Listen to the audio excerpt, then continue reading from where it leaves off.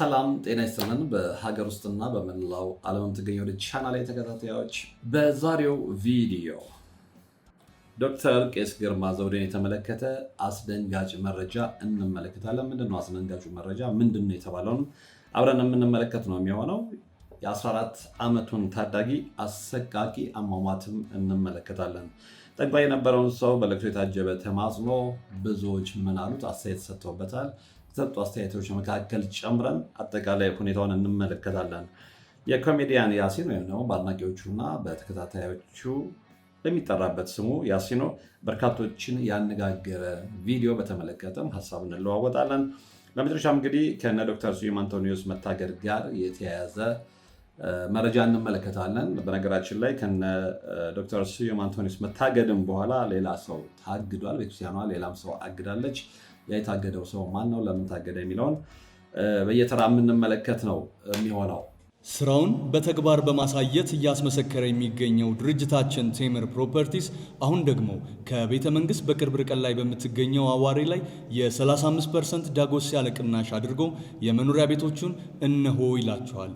ባለ 1 መኝታና ባለ 3 መኝታ ቤቶችን በተለያየ ካሬ አማራጭ ከ5.5 ሚሊዮን ብር ጠቅላላ ክፍያ ጀምሮ የቤት ባለቤት መሆን የሚችሉበትን እድል በረጅም ጊዜ አከፋፈል ስርዓት እንዲሁም ካለምንም ተጨማሪ ወለድ ቤቶችን የግሉ ያድርገው ይሉታል። ያስታውሱ፣ የቀሩን ቤቶች ውስን ስለሆኑ ፈጥነው ይደውሉልን። ለበለጠ መረጃ በ0931 43 13 20 ላይ ይደውሉልን። ቴምር ፕሮፐርቲስ።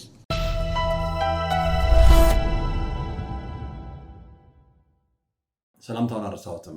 በሀገር ውስጥና በመላው ዓለም የምትገኙ ወደ ቻናል ተከታታዮች እንደምን አላችሁ? የዛሬም በእግዚአብሔር ፍቃድ ተገናኝተናል። ለዛሬ እንግዲህ ከወትሮ ለየት ባለ መልኩ ይዘት ቀይሬን የመጣሁት ወቅታዊ መረጃዎች ላይ ነው ትኩረት ያደረጉት። ስለዚህ ወደ ወቅታዊ መረጃዎቹ እንሄዳለን። የመጀመሪያው እንግዲህ የቄስ ግርማ ዘውዴን በተመለከተ በማህበራዊ ሚዲያ ላይ የተላለፈውን መረጃ ነው የምነግራችሁ። ይህንን መረጃ በተመለከተ እሳቸው ምን ይላሉ የሚለውን ለማጣራት ደጋግሜ ስልክ ደውዬ ነበር። ስልካቸው ዝግ ስለሆነ ግን ላገኛቸው አልቻልኩም። ይርነቃቸው በሚባል ሰው የተጻፈው መረጃ የሚከተለው ነው። ለሚመለከተው አካል ድረስ አርጀንት ይላል፣ አስቸኳይ መረጃ አለኝ ተቀበሉኝ ይላሉ ቄስ ግርማ ይልና ሀተታውን እንደሚከተለው ነው የሚዘረዝረው።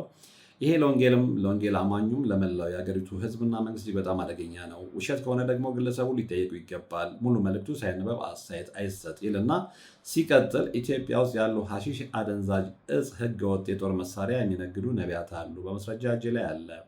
ለመጠቆም ብፈልግ የፌደራል መንግስት ባለስልጣናት፣ ፖሊሶች፣ ዳኛ፣ አቃቤ ሕግ በኔትወርክ የተሳሰሩ ናቸው። ይህን ብናገር የምትነካው ነቢዩን ብቻ ሳይሆን እነሱንም ስለሆነ አንድ ሰው እንኳን ቢያዝ በትስስር የታሰሩ ስለሆነ ተረባርበው ያስለቅቃሉ። ያሳደግነው የድነት አባል በዚሁ አስገድለውብናል። አንዳንድ የአብያተ ክርስቲያናትን መሪዎች ይህን እያወቁ በጥቅማ ጥቅም አፋቸውን እንዲይዙ የተደረጉ አሉ። እያንዳንዱ ማስጠንቀቂያ ተሰጥቷቸው የተቀመጡ ዝም ያሉ አሉ። እኔ ላይም በዚህ የተነሳ ሚስቴን በሻሌ ሆቴል ጠርተው በዱርዬዎች አስደፍሮብኛል ሲሉ በዝርዝር ሰፊ ነገር ተናግረዋል። ሪሊ ያንን ብለዋል ወይ ነው? አሁን ይህንን ጽሁፍ የጻፈው ግለሰብ ይህንን ጽሁፍ ሲጽፍ እሳቸው ያን የተናገሩበትን ሚዲያ አልጠቆመም። ቢጠቁም ጥሩ ነበር። ከእሳቸው አንደበትም ብንሰማው መልካም ነበረ። ይህንን ያልኩት ምንድነው አስተያየቶችን ለማንበብ ሞክሬ ነበረ እና ይህንን ጽሁፍ በተለይ ችኛዋን ሀረግ በሻሌ ሆቴል ጠርተው በዱርዬዎች ምናምን የሚለውን ያስተካከላል። ሊያስደፍሩብኝ ነበረ ነው እንጂ ያሉት አስደፍሮብኛል አላሉም የሚል አስተያየት ተሰጥቶ ተመልክቻለሁ። ለዛ ነው እንግዲህ ኦሪጂናል ሶርሱ ቢታወቅ ኖሮ እዛ ላይ ሄዶ ማጣራት ይቻል ነበረ። በጽሁፉም ቀጥል። አሁን እኛ ማስተላለፍ የምንፈልገው አስቸኳይ መልእክት፣ ይሄ ጉዳይ አለ ወይስ የለም? ለመጠቆም ብፈልግም ባለስልጣናት፣ ፖሊስ፣ የህግ አካላትን ጨምሮ የተደራጁ ናቸው። ሚስቴን አስደፍረዋታል፣ ያሳደግነው የደህንነት አባል በዚሁ አስገድለውበታል ሲሉ በመንግስት የስራ ኃላፊነት ስልጣን ባሉ አካላት ተባባሪነት እየተፈጸመ እንዳለ ይህም ተጨባጭ መረጃ በእጃቸው እንዳለ በይፋ ገልጸዋል። ይህን እጅግ በጣም አደገኛና ሀገር የሚያፈርስ ለዜጎች ደህንነት በሰላም ወጥቶ መግባት ከዚህ በኋላ ስጋትን ሊፈጥር የሚችል ህገወጥ የጦር መሳሪያ ዝውውርና ንግድ፣ የአደንዛዥ ዝውውር እየተከናወነ እንደሚገኝ በግልጽ ማስረዳታቸውን ተከትሎ ማስረጃው እኔ ጋ አለ በማለት አስረድተዋል። በዚህ ታዲያ የሚመለከተው አካል ለህዝብ ደህንነትና ለሀገር ስጋት የሚፈጥር ወንጀል እየተከናወነ እንዳለ በአደባባይ በዚሁ ሁኔታ እየተናገሩ የሀገሪቱ የደህንነት ተቋማት የፌዴራል ፖሊስም ሆነ በጉዳዩ ላይ እኚህ ግለሰብ በቪዲዮ የሰጡትን ጥቆማ ተከትሎ እንግዲህ በቪዲዮ የሰጡት ጥቆማ ከሆነ ኢንተርቪው ሰጥተዋል ማለት ነው። ግን ምን ላይ እንደሰጡ እንደነገርኳችሁ ስላልጠቆመ ያንን ሪፈር ማድረግ አልቻልኩም። ተከትሎ አደገኛ ህገወጥ ተግባራት እየተፈጸሙ ነው እያሉ እጄ ላይም ነቢያትና ባለስልጣናቱ እየፈጸሙ ስላለው የአደንዛዥ እጽና የጦር መሳሪያ ንግድ ወንጀል መረጃው አለኝ እያሉ ህዝብ እየሰማ ጥቆማ እየሰጡ ዝም ማለት ለሀገርም ለዜጎችና ለመንግስት ጭምር አደጋው በጣም ከባድ በመሆኑ አስቸኳይ የህግና የደህንነት ስራ ሊሰራ ግለሰቡን በእጄ ይገኛል ያሉትን ይህንን መረጃ በመቀበል የሀገሪቱን ደህንነት መጠበቅ ከነኚህ የጸጥታ ተቋማት የሚጠበቅ ይሆናል። መረጃ እጄ ላይ አለ ብለዋልና የሚመለከተው አካል መረጃውን ከግለሰቡ ቄስ ግርማ ያለው እሱ ግን ዶክተር ቄስ ግርማ ዘውዴ ብዬ አስተካክለዋለሁ። ያው የሰውን ማዕረግ ማንሳት አግባብ ስላልሆነ ማለት ነው።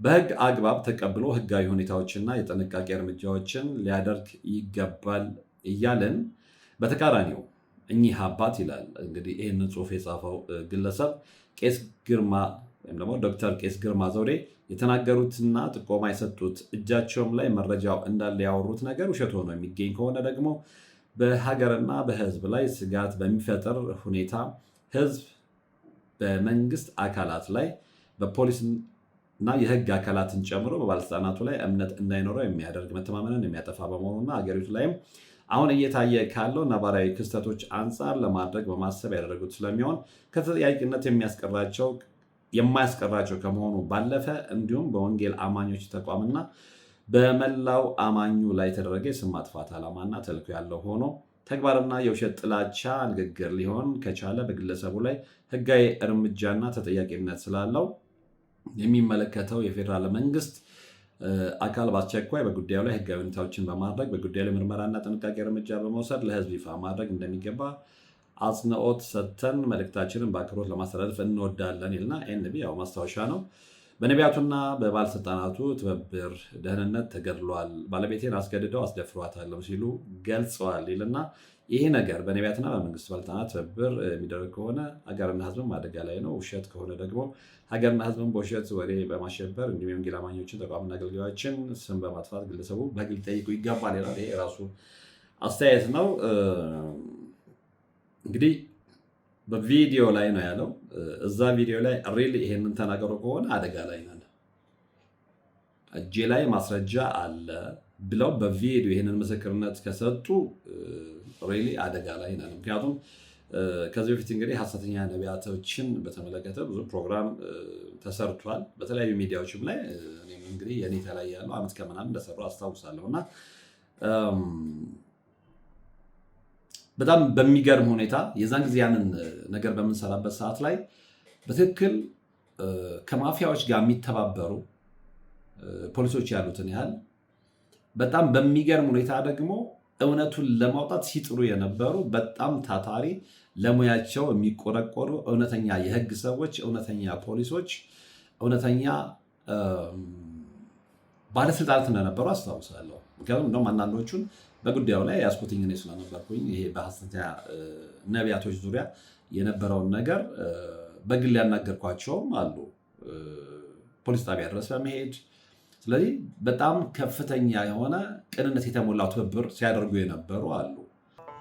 የአጋዕዝተ ቅድስት ሥላሴን 17 ዓመት በሙሉ በጭራሮ ግድግዳ መቆም መስማት ለተዋህዶ ልጆች ልብ የሚሰብር ትልቅ ሐዘን ነውና እጃችሁን ዘርጉ ባልነው መሠረት አላሳፈራችሁንም።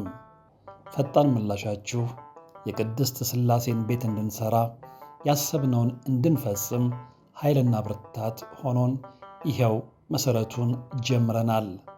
የረዳችሁንን ሁሉ እያመሰገን አትርሱን ያሉ አባቶችን ምርቃት አስቀድመን ጅምሩ ከፍጻሜ እንዲደርስ አሁንም አብራችሁን ሆኑ ስንል እንማጸናለን።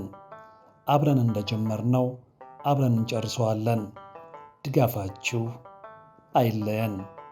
በድጋሚ በአባቶች ስም እናመሰግናለን። የአጋዕዝተ ቅድስት ሥላሴ ቤተ ክርስቲያን አሰሪ ኮሚቴ።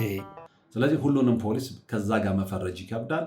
ሁሉንም የህግ አካል ከዛ ጋር መፈረጅ ይከብዳል። አዎ መጥፎች ያሉትን ያህል በጣም ቅኖች ደግሞ አሉ። ስለዚህ ሁሉንም በአንድ ላይ አስገብቶ ማውቀት ትክክል ነው ብዬ አላምንም። ይሄንን በተመለከተ እንግዲህ እሳቸው የተናገሩት ነገር ሪሊ ተናግረውት ከሆነ እንዳልኳቸው ይሄንን መደጋግመው ለምንድነው መረጃውን ስላላየሁት ነው። ተናግረዋል የተባሉትን ቪዲዮ ስላላየሁት ነው። ይሄ ነገር ሆኖ ከሆነ የግለሰብ ጉዳይ አይደለም፣ በሀገር አቀፍ ደረጃ ሊታይ ይገባል። ማንም እየተነሳ እንደፈለገው ህግን የሚጥስ ከሆነ ነገ ለሌላውም ዜጋ አደጋ ነው፣ ስጋት ነው። አስተያየቱ እንደተሰጠው ማለት ነው። እንደተሰጠውም ብቻ ሳይሆን የሚሆነውም ያ ነው። ጋይ ነገር ተደርጎ ከሆነ ባለስልጣናትን አንዳንድ በሚለው ይታረም፣ አንዳንድ ባለስልጣናትን ተገን አድርገው በዚህ አይነት መንገድ የሚሄዱ ሰዎች ካሉ እውነትም ስጋት ናቸው። ምክንያቱም ብዙዎቻችሁ እንደምታስታውሱ እንግዲህ ይሄ ጉዳይ ሲሰራ በተለይ የኔታ ቋሚ ደመኞች የነበራችሁ ቂጤሳ የሚባል ወንድም ዳይመንድ ይዞ መጥቶ ዳይመንዱን ከተቀማ በኋላ የደረሰበትን ተናግሯል። ተደብድቦ እንዲሞት የትም ነበር የተጣለው፣ ግን በእግዚአብሔር ቸርነት ተርፏል። እና እንዲህ ነገር አይፈጸምም ለማለት ይከብዳል። አሉ ማፊያ የሆኑ ግለሰቦች አሉ። የዛን ያህል እነሱን ደግፈው ደግሞ ከእነሱ ጋር ተጋሪዎች የሆኑ አሉ። ነገር ግን በዛው አንጻር ደግሞ በጣም ጥሮች ህግና ህግን ብቻ ተከትለው እንደዚህ አይነት ማፊያዎችን አሳደው ለህግ ማቅረብ የሚፈልጉ የመንግስት ባለስልጣናት እንዳሉ ማውቃለሁ እና በዛ መልኩ ቢታይ ለማለት ነው። በቀጣይነት የምንመለከተው እንግዲህ የሚከተለውን ቪዲዮ ነው። ያ ቪዲዮ ኮሜዲያን ያሲንን ይመለከታል። ኮሜዲያን ያሲን በጣም በሚገርም ሁኔታ ይህንን ቪዲዮ ከለቀቀ በኋላ በጣም አነጋጋሪ ሆኗል። እነዚህ አይነት ጉዳዮችን የማይዘግቡ ሰዎች ሁሉ ሲዘግቡ ተመልክቻለሁኝ እና እንግዲህ እንደውም አንደኛው ልጅ ማስተርፒስ ሲለው ሰምቻለሁ። ያ የግል አስተያየቱ ነው።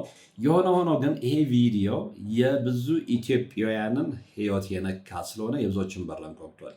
በጣም የብዙዎችን በር አንኳኩቷል እና በጣም የሚናገራቸው ቃላት የኑሮ ጫናው ሁላችንንም ይሰማናል። ስለዚህ ኃይል ያላቸው ቃላት ናቸው። ለዚህም ነው ብዙዎች የራሳቸውን ህይወት በዛች አጭር የቲክቶክ ቪዲዮ ስለተመለከቱ በጣም በሚገርም ሁኔታ አስተያየት የሰጡበት እና እዛ ቪዲዮ ላይ እንግዲህ ባለቤቴን አማዋታል፣ ሰው አይደለህም እንዴ፣ እየሞከርኩ ነው፣ የሚበሉት አጥተው ልጆቹንም እና ቤተሰቡን ማለት ነው፣ የልጆቼን ገም ለመሸጥ እየሞከርኩ ነው፣ ከድህነት የተነሳ የሚያበላቸው ሲያጣ፣ ሚስቱ ታማለች። አስቡት፣ ሚስቱ ታማ ቤት ውስጥ የሚበላ ጠፍቶ የቤት ኪራይ አከራዩ እረፍት ሲነሳው ምንድነው ፊልም የምታደርጉት? ይሄ የአንድ ሰው ህይወት ብቻ አይደለም ኢትዮጵያ ውስጥ። አሁን ይሄ የብዙዎቻችን የጋራ ህይወት ሆኗል። ለዛም ነው ብዙዎች ይህንን ቪዲዮ የተቀባበሉት፣ ብዙዎች በዚህ ላይ ሪያክት ያደረጉት፣ ብዙዎች በዚህ ቪዲዮ ላይ አስተያየት የሰጡት እና እንዲህ አይነት ሰዎችን ልናበረታታ ይገባል። በተለይ የህዝብን ብሶት ሰምቶ መልሰው ለህዝብ ማቅረብ ይሄ ነው ኮንቴንት ክሬተር ማለት። ሄሎ ማነው? ቤት ኪራይ ባለቤት አልነገረችም? ቤት ኪራይ አንድ ወር ሳትከፍል ሁለተኛ ወር መጥቶብሃል። እየሞከርኩኝ ነው ትላለህ እንዴ? እየሞከርኩኝ ነው። ያንተን የቤት ኪራይ ልከፍል እየሞከርኩኝ ነው። የልጆች ትምህርት ቤት ልከፍል እየሞከርኩኝ ነው። የሚበሉት አጥተው እየሞከርኩኝ ባለቤት ለማውጣት ሰው አይደለ እንዴ? ይኸው ተመልከት። ይሄ የልጆች ጌም የሚጫወቱበት ልሸጥ እየሞከርኩኝ ነው። አስብ እንጂ ሁሉም ሰው እየሞከረ ነው። በዚህ ሰዓት እጁን አጣጥፎ የተቀመጠ ሰው አለ እንዴ? ታገሰኝ፣ በቃ እየሞከርኩኝ ነው።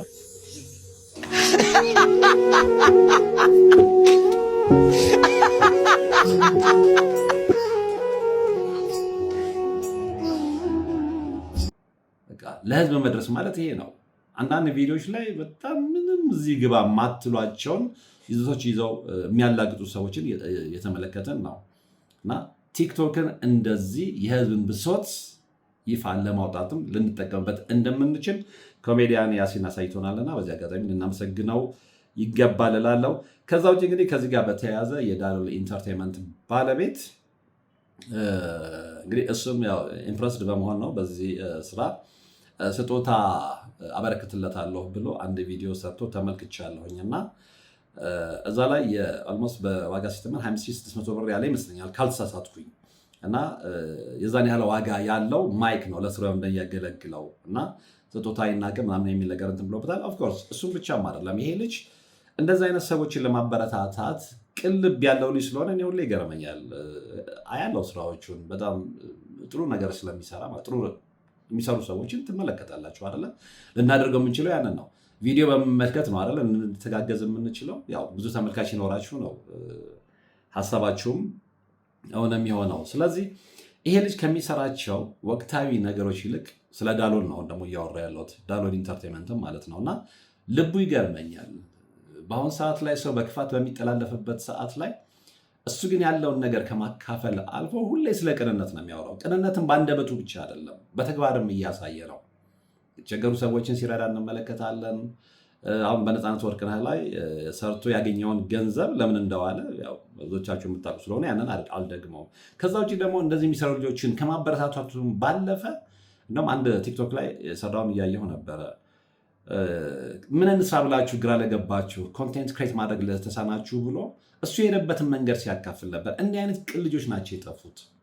ዛሬ በተለይ በቲክቶክ እና በዩቲዩብ ምን እንደሚሰራ እናውቃለን። በቅርብ ማለት ነው አካባቢያችን ያለ ነገር ስለሆነ አንዱ አንዱን ለማጥፋት አንዱ አንዱን ሲበልጠው ሪፖርት አድርጎ ቻናሉን ባን ለማስደረግ በሚሯሯጡበት ሰዓት ላይ ይሄ ልጅ ይህንን ኮንቴንት ስሩ እንዲህ ብትሰሩ ትጠቀማላችሁ እያለ ከመናገር ባሻገር መልካም የሰሩትን ሰዎች እንዲህ ስጦታ እየሰጠ የሚያበረታታ ልጅ ነው እና እንደዚህ አይነት ልጆች እንዲበዙልን እንፈልጋለን። እንግዲህ ከኮሜዲያን ያሲን በተጨማሪ የዳሎል ኢንተርቴንመንቱን ባለቤት ልናመሰግነው ይገባል። እንዲህ አይነት ሰዎች ሊመሰገኑ ይገባል፣ ሊበረታቱ ይገባል። ምክንያቱም ቅንነት ነው ኢትዮጵያ ውስጥ የጠፋው፣ መተባበር ነው ኢትዮጵያ ውስጥ የጠፋው እና ይህንን አስተያየት ሳልሰጥ ባልፍ ስለሚጸጽተኝ ነው። በድጋሚ እንግዲህ ብራቮ ዳሎል ኢንተርቴንመንት ባለቤት እያለው ስሙ ስለማይዘለኝ ነው ኖቲ በሚለው ስሙ አይ ቲንክ የሚታወቀው እና ሙሉ ስሙን ብዙም ያው ዶክተር እንደሆነ አውቃለሁ። ሙሉ ስሙን ስለማላቅ ነው። በዛም ይቅርታ ጠይቃለሁ። በቀጣይነት የምንመለከተው ይሄኛውን ቪዲዮ ነው። ይህንን መረጃ ነው የምንመለከተው። በጣም ልብ የሚሰብር በጣም የሚያሳዝን መረጃ ነው። ይሄው ምንድነው የ14 ዓመት ልጅ ተገሏል እና እንኳን ለወላጅ ይቅርና ጉዳዩን ለሰሙት ሰዎች ሁሉ በጣም ልብ የሰበረ መረጃ ነው እና ይሄ ልጅ የተገደለው ኢትዮጵያ ውስጥ አይደለም። በነገራችን ላይ ባህር ማዶ ነው። አጠቃላይ ዝርዝር ሁኔታው ምን ይመስላል የሚለውን ነገር እንደሚከተለው አጋራችኋለሁ። እንግዲህ እናት አስተያየት ሰጥተውበታል። ምንድን ነው ያሉት? ልጄ ወጥመድ ውስጥ ሳይገባ አልቀረም ነው ያሉት። የ14 ዓመቱ ዮሴፍ ወላጅ እናት። ዝርዝር መረጃው የሚከተለው ነው። አብረን የምንከታተለው ይሆናል። በጀርመን ሰሜን ራያን ዌስትፋሊያ ግዛት ዶርማገን በተባለች ጸጥተኛ ከተማ ውስጥ የሚኖሩ ነዋሪዎች ሰላማዊ ምሽት በድንጋጤና በለቅሶ ተተክቷል። የ14 ዓመቱ ኤርትራዊ ታዳጊ ዮሴፍ በጭካኔ መገደል መላውን ከተማ ክፉኛ ያናወጠ ሲሆን ጉዳዩን ለጠቆመ የሚሰጠው ሽልማትም ወደ 10,000 ዩሮ ከፍ ብሏል ይላል የዘ ሀበሻ ዜና ነው። የዚህ አሰቃቂ ታሪክ መነሻ የሆነውን ያንን የመጨረሻ ምሽት የታዳጊው እናት ወይዘሮ ሊሊ በእንባ ታጅበው እንዲህ ሲሉ ያስታውሱታል። ረቡዕ ዕለት ነበር።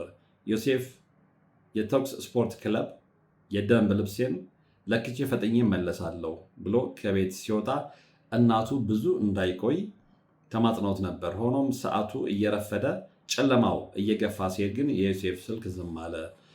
ስልኩን ሳያነሳ ሲቀር መጨነቅ ጀመርኩ ይላሉ እናትየው።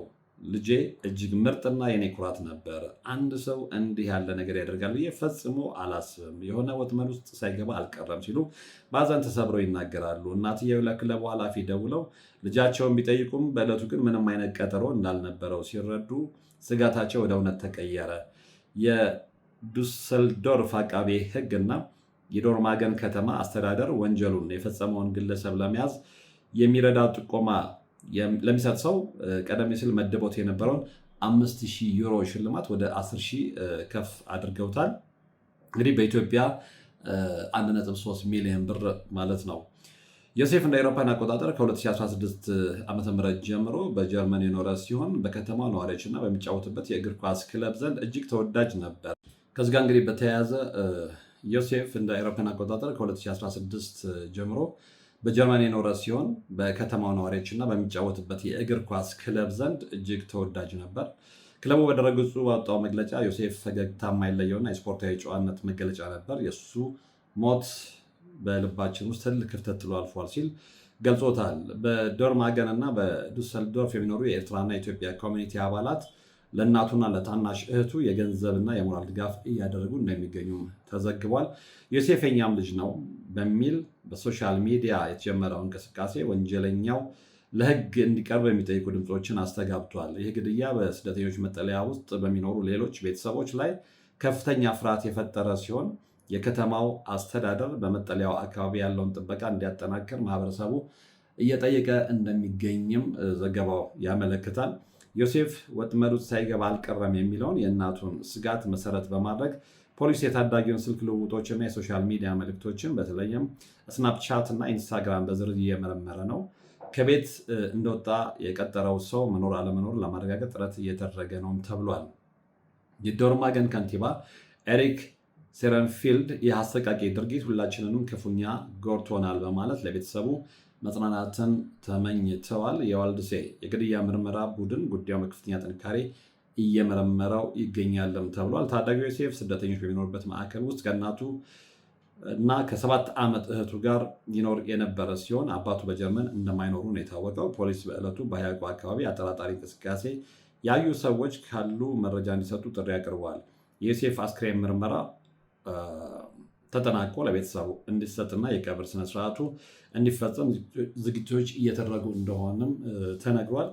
በጣም አሳዛኝ ነው። እንግዲህ አንዳንድ ጊዜ በተለይ ውጭ በስደተኞች ላይ የሚደርሰውን ነገር ስንመለከት በጣም የሚያሳዝኑ ነገሮችን ነው የምንሰማው። እንግዲህ ነፍስ ይማር ከማለት ውጭ ምን እንደሚባል ይከብዳል፣ ያማል። በተለይ ለእናት ለወላጅ በጣም የሚያምነው እና ያው ማለት ስላለበት ግን ነፍስ ይማር ማለት እንፈልጋለን። በቀጣይ የምንመለከተው መረጃ ጠንቋይ የነበረው ሰው ወይም ደግሞ ግለሰብ በእንባ የተማጸነውን ነገር ነው። ይህ ምንድነው? ይህ ሰውዬ እንግዲህ ከዚህ በፊት ወደ 4-5 ክፍል ኢንተርቪው አንድ የቪዲዮ ቻናል ላይ ሰጥቶ እንደነበር አስታውሳለሁ። እና እዛ እንዴት ይሰራ ነበር፣ እነማን ይመጡ እንደነበረ፣ ሚሊዮን የሚቆጠሩ ሰዎች ደመኞቹ እንደነበሩ፣ እስከ ስንት ብር ይከፍሉ እንደነበረ ምናምን በጣም ሰፊ የሆነ ኢንተርቪው ሰጥቶ እንደነበረ ብዙዎቻችሁ የምታስታውሱት ነው። አሁን ግን ስራዬ ጸጽቶኛል፣ የብዙዎችን ቤት አፍርሻለሁ በሚል በእንባ ብዙዎች ይቅርታ እንዲያደርጉለት፣ የበደላቸው ሰዎች ይቅርታ እንዲያደርጉለት እየተማጸነ ነው። ህዝብን ይቅር እንዲለኝ ይፈልጋለሁ። ህዝብ ይቅር እንዲለኝ። በእኔ ምክንያት ትዳራቸው ይፈረስ፣ በእኔ ምክንያት ልጆቻቸው የተበተኑ፣ በእኔ ምክንያት ንብረታቸውን ያጡ ይቅር እንዲልኝ ይፈልጋለሁ። አምላክ ይቅር ብሎኛል። ነገር ግን እውነት እንደዚህ የከፋ መሆኑን አላቅም። እኔ ፊቴ ለሚመጣው ሰው ነው የምሰራው። ነገር ግን ለካ ሰውየው አይደለም የሚጎዳው፣ ለካ የሚጎዳው ብዙ ሰው አለ የተነካካ። ፋብሪካቸው የተዘጋ ሰዎች አሉ ሲደውሉልኝ። እና ይህ ነገር ይህንን የሚሰራ ሰው ሊያስብ የሚገባው ነገር አለ።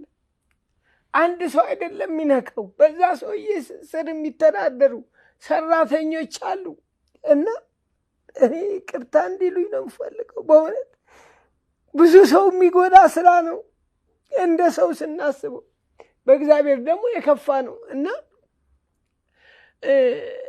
ለካ እጅግ እኔ ቀላል መስሎኝ ፊቴ ለሚመጣው ሰው የማደርገው ነገር ለካ ብዙ ሰው ነው የሚጎዳው። እኔ አሁን እኔ ጋር የመጡት 1,350,000 ሰው ነው እማየው።